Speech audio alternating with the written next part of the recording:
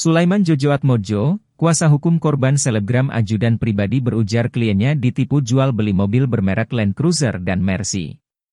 Pemilik nama asli Akbar Prabaharudin itu disebut menawarkan mobil dengan harga lebih murah pada November 2021. Korban berinisial Al pun tertarik dengan tawaran ajudan pribadi. Dia juga telah menaruh kepercayaan, lantaran keduanya merupakan teman dekat. Akhirnya karena terbujuk dengan rayuan dari si Akbar ini, klien saya ya setor uang ke yang bersangkutan 3 kali. Sehingga total menjadi 1,35 miliar rupiah, kata Sulaiman saat dikonfirmasi, Selasa, 14 Maret 2023. Meskipun uang telah disetorkan oleh Al, ajudan pribadi tak kunjung memberikan mobil yang ditawarkan tersebut. Ajudan pribadi berdalih, mobil yang ditawarkan sedang bermasalah.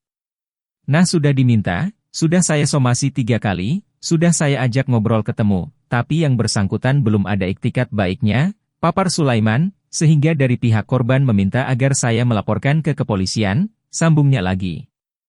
Meski telah disomasi, ajudan pribadi tak kunjung mengembalikan uang yang diberikan korban Al. Dia, kata Sulaiman, hanya memberikan janji-janji untuk mengembalikannya dengan dicicil.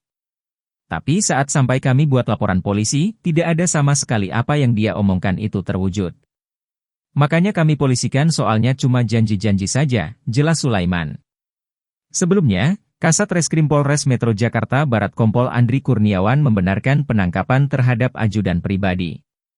Kami telah amankan satu orang inisial A, yang bersangkutan adalah selebgram, ungkap Andri saat ditemui di Mapolres Metro Jakarta Barat, Selasa. Ajudan pribadi ditangkap di Makassar, Sulawesi Selatan. Andri sendiri tak menjelaskan lebih lanjut soal penangkapan terhadap ajudan pribadi.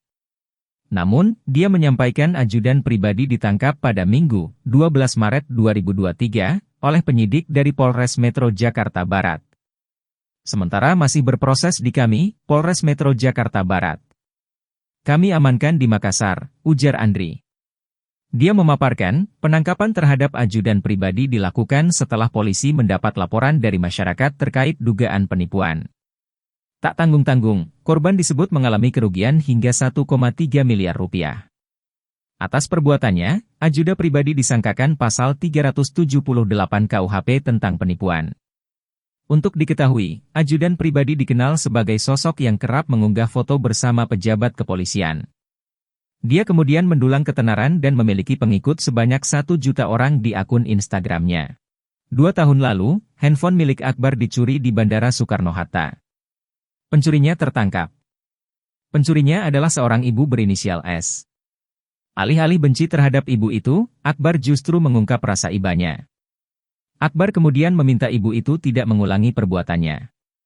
Lain kali jangan gitu, Bu, ucap Akbar kepada pelaku S saat jumpa pers di Polres Bandara Soekarno-Hatta, Tangerang, Rabu, 23 Februari 2021. Untungnya ibu dapat saya korban. Saya kan manusia yang kemanusiaan, seloroh ajudan pribadi. Setelah itu, pribadi memberikan sejumlah uang kepada pelaku S. Dia berujar uang tersebut untuk S membeli HP agar tak mengulangi perbuatannya lagi. Kita kasih buat beli HP, ya, tutur ajudan pribadi. Diketahui, HP itu dicuri oleh S untuk diberikan kepada anaknya.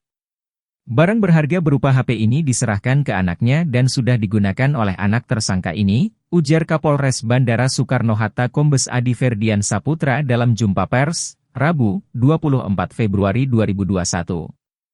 Menurut polisi, HP yang dicuri S dipakai untuk keperluan kuliah online anaknya yang merupakan seorang mahasiswa di salah satu kampus swasta di Jakarta. Kebaikan hati Akbar alias ajudan pribadi terdengar begitu ironis karena kini justru dirinya yang ditangkap. Akbar ditangkap terkait penipuan hingga 1,3 miliar rupiah. Hal tersebut dikonfirmasi oleh Kasat Reskrim Polres Metro Jakbar Kompol Andri Kurniawan. Dia mengatakan Akbar ditangkap terkait penipuan dan penggelapan.